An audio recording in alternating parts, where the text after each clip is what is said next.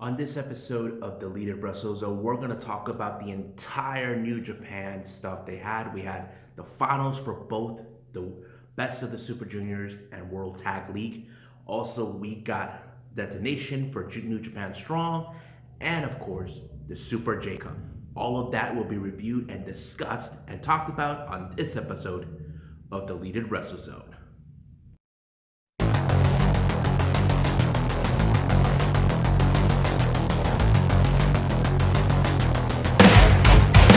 Are you ready?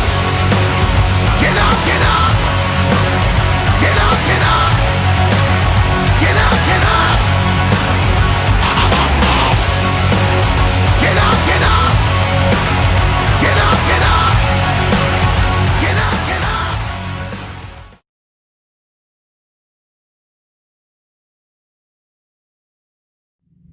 Hey everyone, welcome to the Leaded Wrestle Zone, all things that is pro wrestling from AEW, NXT, New Japan Pro Wrestling, Impact Wrestling, the National Wrestling Lines, many promotions, wrestlers, matches, and championships. I'm your host, J-Rod here. So let's talk about the finals of the World Tag League and of course, the Best of the Super Juniors. I have to say, this was a very unorthodox thing that they've done to have two annual tournaments in the same time, but they had to do that due to the situation with the pandemic. But I have to say, it worked. So let's go with the finals they had for the final days. As you know, the last two matches were resulted, but let's go through the other matches they had. First match, we had a six-man tag with the Bullet Club, Taiji Shimuri, Chase Owens, and the Road General, Balak Fale, versus Chaos members Toru Yano, Sho, and Robbie Eagles. Now, as you know, Yano, he always attempts his tricks, as always, but was it effective? The answer, no. But I feel like he tried to do the dumbest thing ever, is try to pick up Balak Fale. Come on, the dude is huge. You can't pick him up. So, but result of that, they were able to pick up the victory when Chase Owens and Balak Fale initiated the rocket launcher signature move and allowing themselves to win. But however, post-match, Toru Yano once again tried to pick up Balak Fale. But because of that, they resulted in making Yano watch Fale destroy the KOPW trophy that he won earlier a few months ago. So right in front of him. So that was like a message to him to let him know, don't mess with him. So, but of course he's not happy about it. Next match, we have mostly the full force of the Empire, the Great Okan, Jeff Cobb, and of course, Will Ospreay versus Toa Henare, Hiroshi Tanahashi, and of course, the Rainmaker, Kazuchika Okada. Now, this is one of those matches we have to pay attention more because we're now getting closer and closer to see what the Empire are all about. The storyline about Will Ospreay betraying Okada was one of those stories we enjoy. But however, seeing this new faction, the Empire has made a very headline, even when Cobb and Khan were in fact involved in the World Tag League. But it did help give them recognition, but at the same time, they won this particular match because it did show the Empire are making a good push on this one. But because of this, in post-match, what happened is Tanahashi was taken out by the Empire by hurting the messed up knee that he has strained a few times in the past. So they tried to take him out. So Okada and Tanahashi had no other option but to watch because they're helpless, knowing they can't stop, of course, them from this. Next match is another interesting match. We have Bullet Club members Yujiro Takahashi and Evil versus LIJ, Sonata, and Shingo Takagi. Now, the thing is, I love this match for two reasons. One, they have other individual stories in this particular match. I'm referring to Evil and Sonata. As you know, these guys have been two-time winners of the World Tag League in the past. But what I like about this in this match is Sonata, who still has frustrations over the betrayal of Evil defecting from LIJ to Bullet Club. So basically, he's still pissed. Like, he wanted to murder the guy. That's what I liked about this story. So that was like I feel like now they're giving that story where okay, Sonata is still pissed off for what Evil did, and this allowed Lij to pick up the victory. But of course, this whole hatred between them is now becoming more and more of a rivalry, and I hope they set this one up for Wrestle Kingdom. This is something I definitely feel they should do, and I hope you guys saw that too. But however, because of this, what happened in post match, out of nowhere, Jeff Cobb shows up and attacks Shingo. Well, first he was making a statement that he is next in line to face Shingo for the Never Openweight Championship, which he has in his possession. So basically, that's the whole thing, and he did attack them, making a statement saying that he will regain what he lost. Jeff Cobb has been the Never Openweight Champion before, but now it appears that he, as now a member of the Empire, he's going to bring in some gold into the Empire. Next match is more of a, how do I say, we're seeing a bit of a preview before we get to Wrestle Kingdom. We have Master Wato versus Master Wato and Kota Ibushi, along with Wato's mentor Tenzan, bring along with Lij members Bushi and Tetsuya Naito. Now, I'm not much sold on this, even though I'm fans of Kota Ibushi and Lij, but it was a good match, I'm not going to lie. It's shown in the preview. As you know, Kota Ibushi is set to face Tetsuya Naito for the double championship at the first night of Wrestle Kingdom. It was a good match, I'm not going to lie, but I wasn't too much sold on it because it wasn't like we're getting build-up story and story more. I feel like, because you got to remember, Tetsuya Naito will face Jay White in the second night, but we'll see what happens when we get there. So it was Master Wato and Kota Ibushi for one. So I don't think Tetsuya Naito's bothered by it. Now let's get to the finals of the World Tag League. We have GOD. Now, GOD has been one of those teams that have been trying to win a World Tag League championship. Last year it was Finjuice, but this year they were facing again in the finals against the one team that beat them for the IWGP Heavyweight Tag Team titles. I'm talking about Finjuice, Juice Robinson, and David Finlay. Now, much of this match was good, but the way I see it in this one, it went into a different direction with them winning the match, because we did not expect Kenta to show up out of the blue and bam, allowing GOD to finally win an opportunity of the World Tag League trophies. So they are this year's World Tag League winners. Now let's get to my favorite match, the best of the Super Juniors finals, between two rivals that known each other for a long time. I'm talking about Hiromu Takahashi and El Desperado. That was an unbelievable match. I'm not going to lie to you. But I think the one thing was surprising. Now, for me, I'm unaware about this one because I was just told on that very day. What happened in this match, Hiromu torn off the top part of El Desperado's mask. But what he does next by El Desperado, he takes off the mask. It was unusual. You see, if you're a masked wrestler, you're not supposed to take off your mask unless you lost it. But however, he took it in believing that without the mask, it'll give him the edge in order to win. But so far, this did not allow him. It allowed Hiromu Takahashi to pick up the victory. But I have to say, the whole thing with El Desperado taking off the mask was a great moment because it showed like he was determined. Now, I don't know what's going to happen with him now that he took off the mask. We just got to wait and see in the upcoming weeks and the upcoming shows when we get to road to the Tokyo Dome and see what happens. So I think that's it now. We are now officially done with World Tag League and Best of the Super Juniors. Let's go with New Japan Strong for Detonation.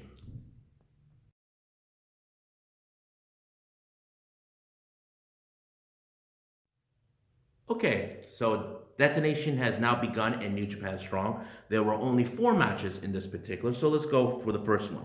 Now, it appears that to me, to my eyes, I don't know how you guys would feel about it, we have a bit of a rivalry between the Regal twins, both Logan and Sterling, against the young lion, Clark Connors, and of course his new friend, the DKZ. Now, I don't know what is the story with this whole thing with them having a bit of a rivalry. As you know, they're Have been occasions they fought before as a team, both in a tag team match, but however, it just went in a different direction. We did have the recently with Logan facing off against Clark Connors and Logan lost, and then we have Sterling beating DKZ, that kind of thing. But this match did prove that there is a bit of a new team effort with Clark Connors and DKC. And I don't know if they're going to treat this as a storyline for a rivalry between those teams. But in this particular match, it was Clark Connors and DKC to pick up the victory. All the teamwork, even though it was unheard of that guys like Clark Connors and DKC were a compatible team, but it did happen that way. Next match, we have a six-man tag team match with Bullet Club members Chase Owens, Tonga Loa, and Hikuleo versus Mysterioso, David Finlay, and Juice Robinson. Now, there is a common thread in this one. Apparently, you have to watch out for the biggest man in the room, and I'm talking about Hikuleo. But with a guy like him, Bullet Club is still unbeatable, regardless who's in it. You got a guy who's big. He's 6'9". It was a good match. I'm not gonna lie. So I liked it. It was really good. So Bullet Club took the victory. The next match we have a singles competition with Tama Tonga versus ACH. That was a really good match to watch because it sort of showed, we're seeing more and more and more of Tama Tonga as a singles competitor. Now you can say to yourselves, he's a tag team specialist with his brother Tonga Loa. I'm like, true, but seeing him as a singles competitor kind of opens the door for us to see, oh, he can do more in that. Because I know there's been talk about that in various subjects, with various people I've been hearing. So, but do I like this match? Yes. I did like it. I hope we get to see Tama continue doing singles competition. Matter of fact, he won this match. So basically, Bullet Club won another victory. Now we go to the leader of the Bullet Club, Jay White versus Carl Fredericks. This was unbelievable match. Reason is, Carl Fredericks still has a bone to pick with the Bullet Club because A, they recruited Kenta and they made him betray Shibata, who is Carl Fredericks' mentor. So, but it was a really good match to see Carl Fredericks, who is now no longer a young lion, stepping up to become a man of his own. He was very close in winning this match, no denying about it. I do see he does have a bright future in New Japan. Now, are we able going to see him down in Japan in the near future? Once everything goes back to normal, we might see that. So this is only part one of Detonation, even though Jay White won this one. So Bullet Club has 3 matches they won on this one. Part 2 will be in the following week, so we'll pay attention to that. So let's move on to Super J Cup.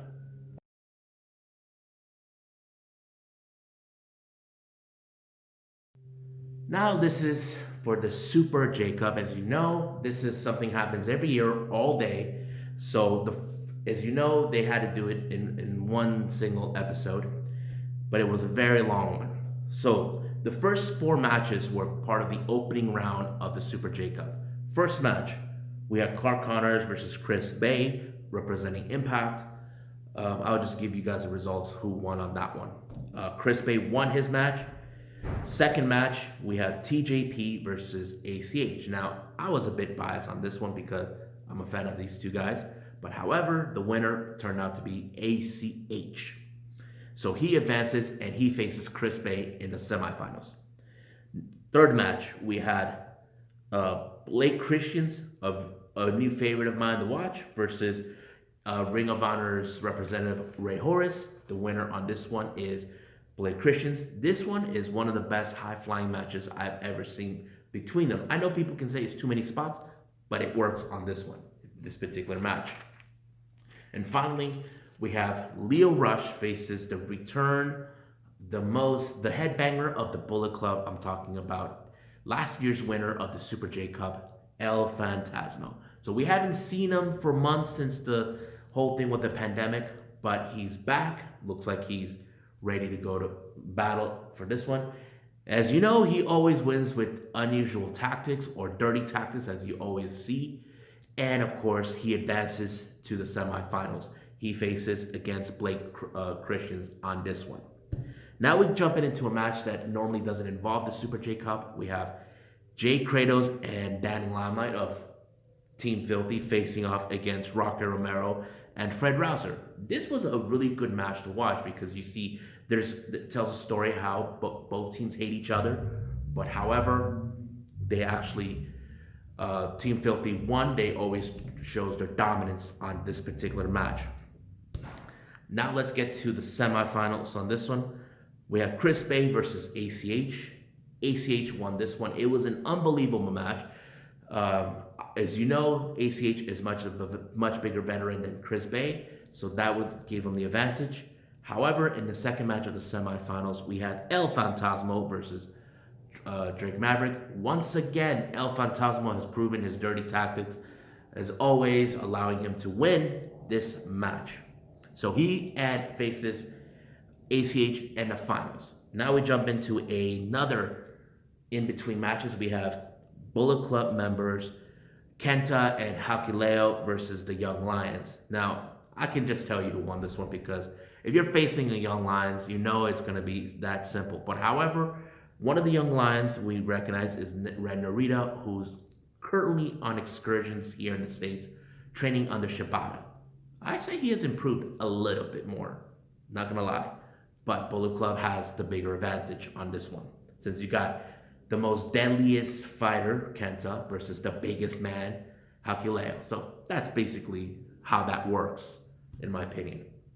Now to the finals, we have, of course, ACH versus El Fantasmo. Great match. I love it. I enjoyed it. It was, however, you cannot expect. You always know Fantasmos is up to his tricks. He's always out to win the match at any given cost. And did it work? The answer to that is yes. He won that match particularly. However, post-match, he breaks the trophy, he throws the jacket, but that's not what making him crazy. As you know, El Fantasmo is a junior heavyweight competitor. He was unable to be at the Best of the Super Juniors tournament this year. So he does call out the winner of the Best of the Super Juniors, and I'm talking about Hiromu Takahashi. So he just made his shot. He's telling him he wants to face him at Wrestle Kingdom. So that I would love to see. Now, however, do I think this is one of those matches like who will get a shot against Taiji Shimuri? That is still yet to be determined. I'm willing to wait to see what happens. But please, New Japan, book this match. I would love to see this. So I think that's it. I hope you guys enjoyed this episode of me talking all the New Japan stuff. Stay tuned for the next episode. We have Final Resolution. And of course, hopefully, if I get to find it, AAA's Triple Mania, where Kenny puts his title on the line, the Mega Championship, or as he call it, the Omega Championship against Laredo Kid. So I must bid all of you guys adieu. Leave a comment down below, and I'll see you guys in the next episode. So goodbye, mwah, and have a nice day. Bam!